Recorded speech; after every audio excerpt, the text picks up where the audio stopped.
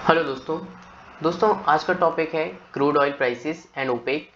Now हम discuss करने वाले हैं इस वीडियो में invisible and visible goods. Basically हमने अपनी प्रीवियस वीडियो में डिस्कस किया था H it is HELP NELP right. तो जो new exploration licence policies and hydrocarbon exploration licence policies 2016 इसके बारे में डिस्कस किया था। उसके बाद हमने देखा था जो इंडिया आईईपी का पार्ट है, दैट मीन्स आईईपी का जो एग्रीमेंट किया था है ना, आईईए 2017, इसमें इंटरनेशनल एनर्जी प्रोग्राम 90 डेज का उसको रिजर्व रखना पड़ता था राइट। तो इसको हमने देखा था। नाउ बेसिकली अगर हम बात करें क्रूड ऑयल और प्राइसेस के बारे में या दैट मीन्स ओपेक के बारे में, ओपेक है क्या? ऑर्गेनाइजेशन है पेट्रोलियम एक्सपोर्टिंग कंट्रीज की। इनमें 13 मेंबर्स हैं। ओके, इसके बाद अगर हम देखें बेसिकली ये कार्टेल की तरीके से एक्ट करते हैं, डैट मीन्स ग्रुप है ये। ओके, इसमें सारी चीज़ें पहले से डिसाइड की जाती हैं कि किस प्राइस पे पेट्रोल क्रूड ऑयल वगैरह ये सब कुछ बेचना है। इट मीन्स जिससे आप कभी गए होंगे सब्जी मंडी में, तो सब्जी मंडी में सभी लोग पहले से डिसाइड कर लेते हैं कि प्याज इतने भाव बेचने वाली है, आलू इतने इतने के भाव जाएंगे राइट। तो बेसिकली सब कुछ डिसाइड हो जाता है। ऐसे ही यहाँ पे है कि जो क्रूड ऑयल्स के प्राइजेस हैं वो पहले ही डिसाइड कर देते हैं कि इतने टाइम में इतने रुपए में या इतनी करेंसी में आपका जो क्रूड ऑयल है और वो एक्सपोर्ट होगा। ओके, नाउ बेसिकली अगर हम देखें 2016 के बाद, जब एक तरीके से रशिया ने जो प्रोडक्शन है वो कम कर दिया था। ओके, तो प्राइसेस फिर एक इंक्रीज होने लग गए थे। ओके, फिर उसके बाद अगर हम देखें रशिया का जो रशिया प्लस ओपेक हुआ था, उसके बाद कोविड के बाद आने के बाद फिर रशिया फिर निकल गया था, तो ये सारी चीज़ें हुई थी। उसके बाद रशिया ने भी काफ़ी जो अगर हम देखें कि इंडिया को काफ़ी कम एक तरीके से कम करेंसी में उसने जो ऑयल प्रोवाइड किया था। तो उसके साथ साथ अगर हम देखें that is petrol and diesel prices in India, तो हमें देखने को मिलते हैं कि जो प्राइसेस होते हैं वो काफ़ी कम फ्लक्चुएट होते हैं, मतलब फ्लक्चुएट होते हैं। बट इंटरनेशनल मार्केट में जब प्राइसेस जाते हैं तो ऑब्वियसली वो सारी चीज़ें तो है ही, इंडिया में प्राइस इंक्रीज होते हैं, पर जब डाउन होते हैं, जब नीचे जाते हैं तब नीचे नहीं जाते, ऐसा क्यों? कभी आपने सोचा है कि मतलब इंडिया में जो पेट्रोल के जो भी दाम हैं, ओके, वो कम क्यों नहीं होते हैं? क्योंकि बेसिकली इसलिए नहीं होते क्योंकि हम इंडिया में सबसे ज़्यादा अगर हम देखें इम्पोर्ट किसका होता है, क्रूड ऑयल और गोल्ड। ओके, तो प्राइसेस इसलिए कम नहीं होते क्योंकि अगर कहीं प्राइसेस कम कर दिए गए तो फिर ज़्यादा कंजप्शन होगा राइट, और ज़्यादा कंजप्शन ना हो इस वजह से जो प्राइसेस होते हैं वो मेंटेन करके रखते हैं उसी हिसाब से। ओके, एंड इसके साथ साथ जो प्राइस होते हैं वो कभी भी आप देखोगे कि कभी भी जो कंपनीज होती हैं वो कभी भी कम अपना शेयर्स कम नहीं करते। ओके, बट कम अब जो गवर्नमेंट होती है उनको अपने टैक्स शेयर्स में से कम करना पड़ता है। इस टाइप फिर उस हिसाब से है ना, जो आपका जो पेट्रोल के जो भी दाम होते हैं राइट, प्राइस होती है वो कम होती है। नाउ अगर हम देखें टिल 2022, ओके, डेट मीन्स कि पहले क्या हुआ करता था, क्रूड ऑयल्स के जो प्राइस होते थे वो एडमिनिस्ट्रेटेड किए जाते थे, एडमिनिस्ट्रेटिव प्राइस मैकेनिज्म हुआ करता था बाय गवर्नमेंट, वो डिसाइड करते थे। फिर 2002 से 2014 में डीरेगुलेशन होना स्टार्ट हो गया face manner, that means companies के हाथों में ये सारी चीज़ें आने लग गए। और उसके बाद आफ्टर 2014 डायनेमिक प्राइसिंग हो गई, डेट मीन्स इंटरनेशनल अगर हम देखें इंटरनेशनल लेवल पे अगर क्रूड ऑयल्स के जो भी प्राइस है वो अगर ऊपर जाते हैं तो फिर यहाँ पे भी प्राइस ऊपर जाएंगे, पर अगर नीचे जाते हैं तो यहाँ पे नीचे नहीं जाते हैं। ओके, जिससे कंजप्शन ज़्यादा ना हो। 13 मेंबर्स देखे। अब नाउ हमारे पास निकल के आता है गोल्ड। देखो बेसिकली आपने जैसे सब कुछ मान आपने हर एक बार कहीं कोई फंक्शंस होता है, ओके, कुछ फेस्टिवल्स आ रहा है तो उसमें गोल्ड ले लेते हैं राइट। हम लोग क्यों ले लेते हैं? क्योंकि देखो बेसिकली क्या है कि आफ्टर द 2010 अगर हम देखें रेट ऑफ इन्फ्लेशन ना इंक्रीज होना लग गया था, ठीक है। और इसके साथ साथ अगर हम देखें बेसिकली हम मान के चलते 6% के हिसाब से रेट ऑफ इन्फ्लेशन स्टार्ट हो गया था। फिर उसके बाद क्या हुआ, जो मनी की परचेसिंग पावर थी ना वो डिक्रीज हो गई।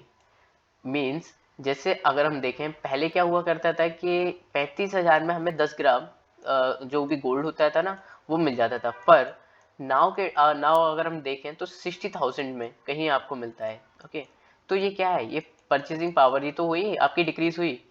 देखो इन्फ्लेशन बेसिकली क्या होता है, मैं आपको एक एग्जांपल बताता हूँ। इन्फ्लेशन मीन्स कि मैंने किसी बंदे से 1 लाख रुपए उधार लिए, ठीक है। अब मेरे पास था गोल्ड रखा था। अगर मैंने सोचा कि अगर मैं 1 लाख रुपए वापस नहीं कर पाऊंगा तो मेरे पास 30 ग्राम गोल्ड पड़ा रखा है, उसको मैं बेच दूंगा। वो भी 35 हजार रुपये पर 10 ग्राम के हिसाब से था, ओके। तो मैंने 1 साल बाद फिर मुझे चुकाना पड़ गया उसको, और मेरे पास 1 लाख रुपए नहीं हुए। तो मैंने 30 ग्राम गोल्ड को बेचने का सोचा। अब वो 30 ग्राम गोल्ड का पहले थी 35 हजार, फिर 1 साल बाद हो गया उसकी 45 हजार। तो अब मुझे क्या वो 35 हजार रुपये, इट मीन्स कि 35 हजार रुपये से बेचना पड़ेगा उस गोल्ड को? नहीं, 45 हजार के हिसाब से मैं 30 ग्राम से भी कम, इट मीन 23 पॉइंट कुछ ग्राम के हिसाब से मैं उसको बेचूंगा, और मेरे 1 लाख रुपए हो जाएंगे, और मैं उसको वापस रिटर्न कर दूंगा, ठीक है। तो यहाँ पे परचेसिंग पावर तो कम हुई ना, जो चीज़ की मैं बोलना चाह रहा हूँ। ओके, सामने वाला जो बंदा था वो सोच रहा था कि मैं इस 1 लाख से मैं 30 ग्राम गोल्ड खरीद लूंगा, पर ऐसा नहीं हो पाया। तो बेसिकली यही है, परचेसिंग पावर आपकी कम हो गई ना। अगर हम देखें नेगेटिव रियल जो इंटरेस्ट रेट है, डेट मीन्स, देखो जैसे जो है ना मार्केट है, उसमें इन्फ्लेशन चल रहा है 7% के हिसाब से, और आपको बैंक दे रही है 5%। मीन्स आपका जो 1 लाख रुपए है ना, वो 10%, डेट मीन्स अगर आप बैंक में रखोगे, बैंक बोल रहा है कि हम आपको 5% का इंटरेस्ट देंगे। इन्फ्लेशन आपका हो रहा है 10% के हिसाब से, 10% के वो सॉरी 7% के हिसाब से आपकी महंगाई बढ़ती जा रही है, इन्फ्लेशन होता जा रहा है। तो यहाँ पे -2% आ रहा है ना, आप बैंक में भी रखोगे तब भी आपका जो एक तरह से इंटरेस्ट है वो माइनस में ही है यार। उसके बाद अगर हम देखें, इससे रिलेटेड कुछ स्कीम्स चली थी, स्कीम्स को आपको ध्यान में देखने की जरूरत है। देखो स्कीम्स है अपनी, सबसे पहले सॉवरेन गोल्ड बॉन्ड। इसमें क्या होता है, जैसे आपने देखा होगा कि बेसिकली गवर्नमेंट कुछ गोल्ड डिनोमिनेटेड बॉन्ड्स लेके आती है। लाइक आपने कभी ये सुना होगा कि कोर्ट वगैरह में आप कभी जाते होगे, फेस वैल्यूज वगैरह, और फेस वैल्यूज जो जो डिनोमिनेट रुपए डिनोमिनेटेड बॉन्ड्स होते हैं, राइट। तो उसमें आपको यहाँ पे ₹100 लिखा होता है, ओके, ये फेस वैल्यू होती है। तो बेसिकली क्या होता है, उसकी प्राइस 100 होती है, ओके। ऐसे ही गवर्नमेंट है ना, कुछ आपको गारंटेड गोल्ड डिनोमिनेटेड बॉन्ड्स देती है। उस पर आपके ग्राम्स के हिसाब से जो गोल्ड लिखा होता है, ओके, जितना आपका गोल्ड है या आप जितना आप परचेज करना चाह रहे हैं, ओके। इसमें क्या होता है आपका, अगर आप बाद में अगर इसको किसी को शेयर करना चाहो या फिर आप इसको सेल करना चाहो, तो इसमें आपका जो कैपिटल गेन टैक्स होता है वो भी नहीं लगता, ओके। कैपिटल गेन टैक्स क्या है, मैंने बताया आपको कि कैपिटल गेन टैक्स मतलब मैंने अभी कोई ज़मीन खरीदी और बाद में उसको बेचा मैंने, तो उसमें जो टैक्स लगेगा वो कैपिटल गेन टैक्स हो जाएगा, है ना, क्योंकि वो ज़मीन है ना एसेट्स का काम कर रही मेरे। तो tradable in stock exchange, that means कि इसको हम एक्सचेंज कर सकते हैं, ओके। और इसके साथ साथ हम इसको कोलेटरल कर सकते हैं, डेट मीन्स इसको रख के बैंक में हम लोन ले सकते हैं।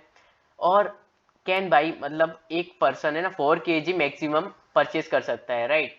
नाउ बेसिकली अगर हम देखें gold monetization scheme 2015, that means commercial bank 1 year से 15 ईयर्स, डेट मीन्स कि जो गोल्ड मोनेटाइजेशन स्कीम है 2015 की, उसमें हम 1 साल से लेकर 15 साल तक इसको हमारे पास जो गोल्ड है उसको हम एक तरीके से स्टोर कर सकते हैं, इनको दे सकते हैं। पहले हुआ करता था 30 ग्राम, पर अब नाउ अगर हम देखें तो 10 ग्राम का क्राइटेरिया कर दिया है। 10 ग्राम आप मिनिमम रख सकते हो और मैक्सिमम अनलिमिटेड रख सकते हो। इसमें क्या होगा, आप कोई ज्वेलरीज वगैरह बेसिकली रखोगे तो उसमें क्या होगा कि वो ज्वेलरी आपको जितना जो गोल्ड है, जैसे मैंने 10 ग्राम रखा या 20 ग्राम्स रखा, तो मुझे मैंने 2 ईयर्स के लिए मैंने उसको पीरियड रखा, 2 ईयर्स के बाद मुझे मिलेगा वो गोल्ड, पर उसी ज्वेलरी के फॉर्म में नहीं मिलेगा, मुझे मिलेगा या फिर गोल्ड के सिक्का, या फिर उस अभी जो करेंटली प्राइस है वो मुझे प्राइस दे दी जाएगी, ओके। तो बेसिकली ये इसमें कुछ कंडीशंस होती है। नाउ इंडिया का जो सीएडी है, CAD is lowering recently, that means अगर हम देखें करंट अकाउंट डेफिशिएट। नाउ आपने जैसे सुना होगा करंट अकाउंट डेफिशिएट क्या है। Current account deficit that means कि आपका जो एक्सपोर्ट इंपोर्ट हो रहा है, ओके, तो वो सारी चीज़ें अगर एक्सपोर्ट ज़्यादा हो रहा है तो आपका डेफिशिएट में जा रहा है, that is current account deficit. Now इसमें अगर हम देखेंगे राइस जो हमारे निकल के आता है, that is rise of remittance, net services receipt increases, net transfer payment positive, that means remittance recently अगर हम देखें ना इंडिया का, तो रेमिटेंस हमारा बढ़ रहा है। उसके साथ साथ नेट सर्विसेज जो रिसिप्ट है, जो कि receipt means inflow of money, वो भी बढ़ रही है। उसके बाद नेट ट्रांसफ़र पेमेंट, जैसे हम कोई पेमेंट्स वगैरह कर रहे हैं, लाइक जैसे सर्विसेज वगैरह करना, ओके, या फिर जैसे कुछ चीज़ें प्रोवाइड करना, उसके हिसाब से हमें पेमेंट मिल रहा है। जो नेट पेमेंट हमें जो मिल रहा है वो हमारा पॉजिटिव में है, ओके। उसके साथ साथ इम्पैक्ट हम देखें CAD का इकोनॉमी पे, तो बेसिकली क्या है, यहाँ पे demand of foreign currency increase होती है। डेट मीन्स कि करंट अकाउंट डेफिशिट बढ़ेगा, तो क्या होगा, फॉरेन करेंसी की जो डिमांड्स होती है वो बढ़ेगी, और जो हमारी करेंसी है उसका डिप्रिशिएशन होगा। डेट मीन्स कि वो हमारी करेंसी की वैल्यू घटेगी, ओके, डोमेस्टिक करेंसी की, और इन्फ्लेशन बढ़ेगा। नाउ अगर हम देखें, जैसे करंट अकाउंट डेफिशिएट आप जानते हैं कि क्या है, total value of goods services, that is import ज़्यादा हो रहा है एंड एक्सपोर्ट कम हो रहा है, ओके, तब ये आता है। उसके बाद current import exit import, sorry, imported exit export and visible and invisible goods, okay. Now CAD क्या हमेशा मतलब खराब होता है क्या, मतलब एक तरीके से क्वेश्चन है। डेट मीन्स कि sometime it is important for long term benefits. देखो बेसिकली क्या है, CAD हमेशा खराब नहीं होता। क्यों नहीं होता? क्योंकि हम जैसे आज किसी चीज़ में इन्वेस्ट कर रहे हैं, डेट मीन्स हमने टेक्नोलॉजी लेके आए हैं, तो हो सकता है कि हमारे जो इंडिया की जो करंट अकाउंट है ना वो डेफिशिएट में दिखाए, ओके। हम आज टेक्नोलॉजी लेके आए हैं, उसको एस्टेब्लिश होने के बाद वो रन करेगी धीरे धीरे करके, वो लॉन्ग टर्म के लिए बेनिफिशियल हो सकती है, ओके। और ओके, तो ये हमने देखा। एंड इससे जैसे आपको CAD पे ऊपर क्वेश्चंस काफ़ी आ सकते हैं, उसको आप देखिएगा, प्रीवियस ईयर क्वेश्चंस। नाउ इससे आगे हम रेट जो डिस्कस करते हैं नेक्स्ट वीडियो में। Thank you so much.